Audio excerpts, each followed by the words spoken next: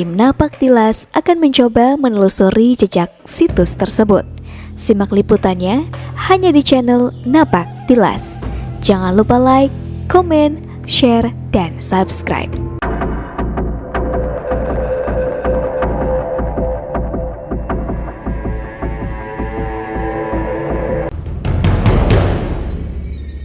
Oke, sahabat Napak Tilas, saya ditemani Mas Idin ya. Kita akan coba explore ya salah satu tempat yang konon ini dulu adalah tempat bersejarah di Desa Bango II, yaitu situs Karangwali.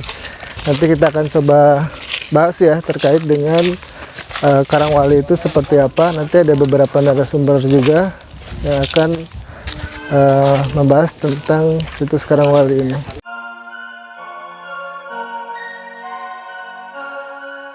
Halo sahabat Napak Tilas, kami dari perangkat Desa Bango II, kami mengajak di situs Tanah Karangwali.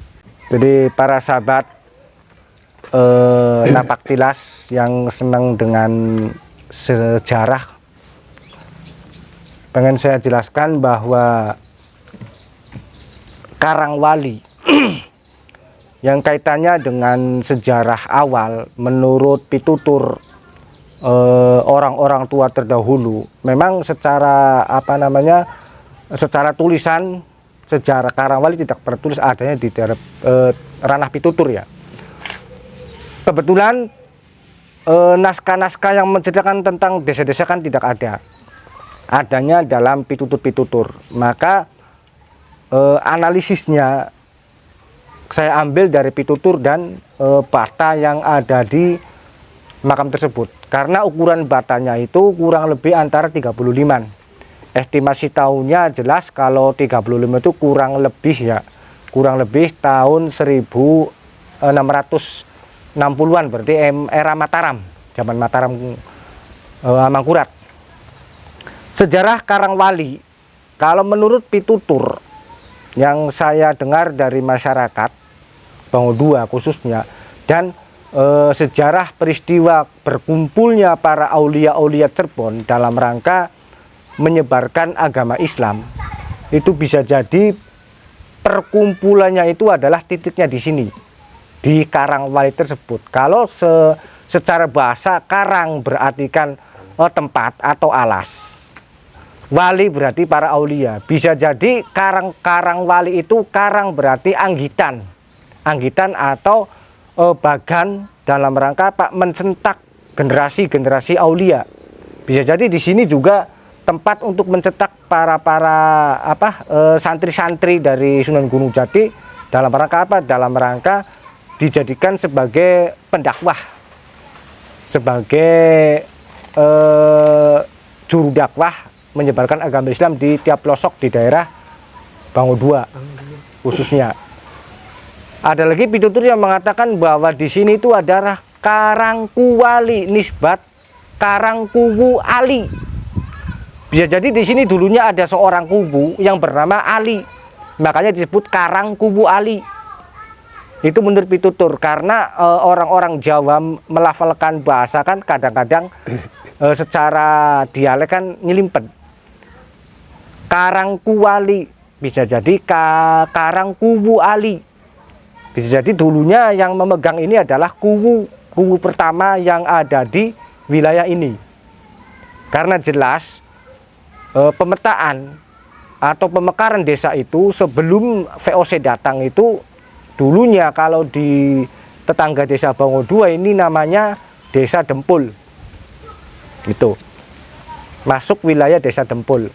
Kalau Bango II belum ada Bango II, namanya Silado, terus Silado Duku. Yang di tengah itu ada sebuah tempat yang bernama Surabinangun. Nah, itu nama-nama kuno yang sekarang hilang, tapi ada dalam buku. Dan mungkin seperti itu saja penjelasan tentang sejatinya Karangwali atau Karangkuwali. Kurang lebihnya wallahu alam, karena secara literasi tidak pernah ditemukan.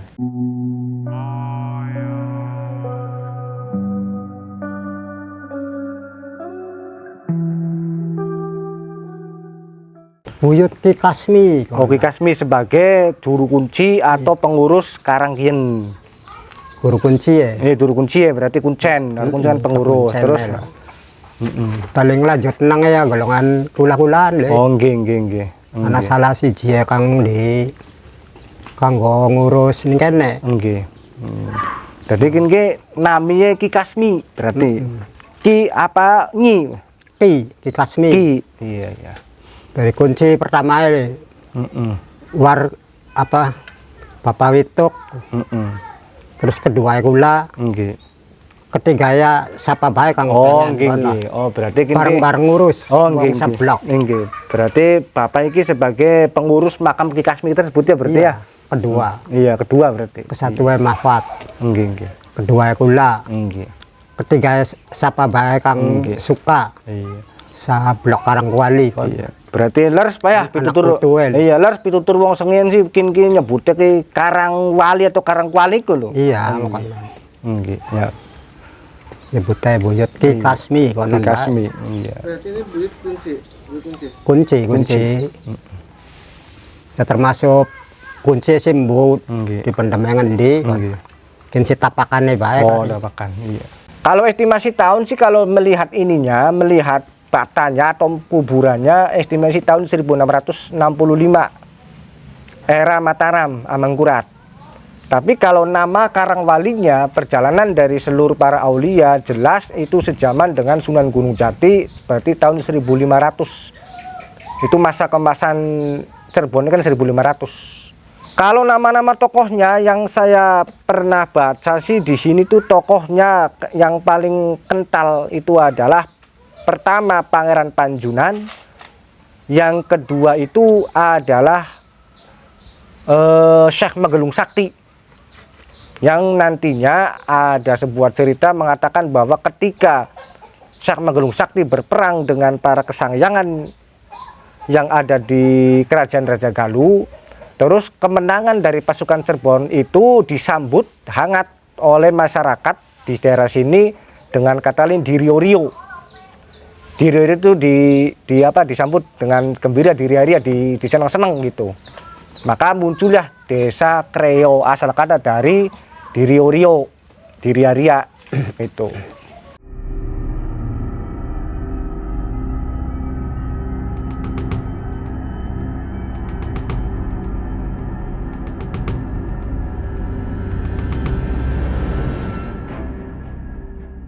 Bisa jadi di sini ada sebuah bangunan. Ada bangunan atau padepokan kecil dalam rangka untuk mencetak generasi-generasi Islami atau pencetak para pendakwah gitu. Bisa jadi di sini ada sebuah padepokan atau bangunan karena termakan zaman akhirnya kan hilang itu. Tapi dulunya bangunan apa Pak? Bangunan Pak. Entah itu bata atau apa Kak? Ya di Kupeng garis burak mana. Oh, berarti jelas. Umpengan bae Iya, burak. iya, berarti jelas kata saksi hidupnya, kata Pak Kuncennya jelas di sini ada bangunan. Para sidi arane gitu. Nah, ada bangunan berarti jelas Karangwali itu adalah sebuah padepokan untuk mencetak para dai. Kalau orang dulu kan penyiar agama Islam disebutnya wali. Kalau orang Cirebon pasti melihat orang-orang yang berpakaian secara Islami pasti wali nyebutnya. Padahal secara aulia kan nggak ada yang tahu. Di sini ada makam juru kunci yang dulunya mengurusi padepokan yang ada di sini. Bisa dilihat.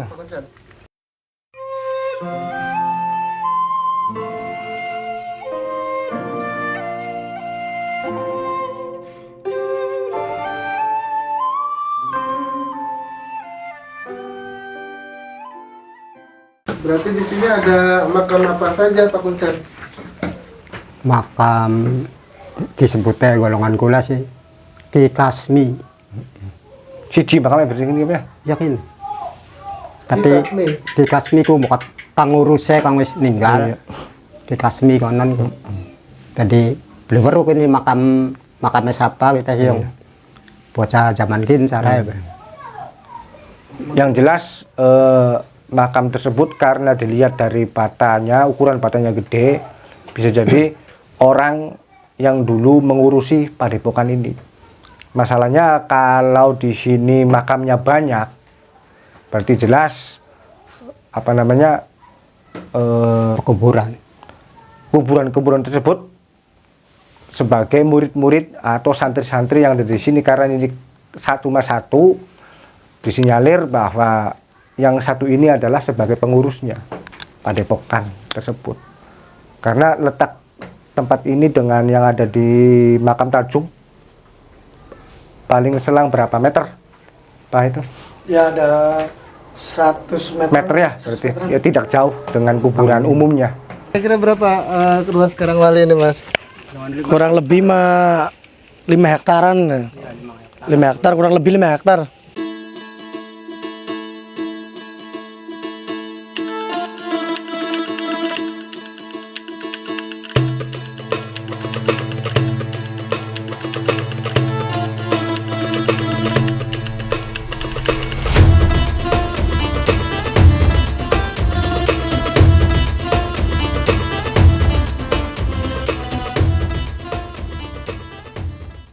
Oke, sahabat Napak Tilas, jadi ini konon dulunya adalah tempat berkumpulnya para wali, maka dinamakan Karangwali.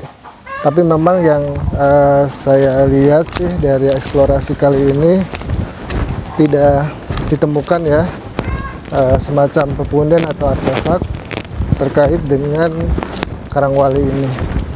Mungkin belum ditemukan ya, tapi konon masyarakat sekitar meyakini bahwa ini dulunya adalah tempat berkumpulnya para wali atau padepokan, tempat dididiknya santri-santri para wali ya dalam menyebarkan agama Islam, khususnya di Desa Bango II dan sekitarnya.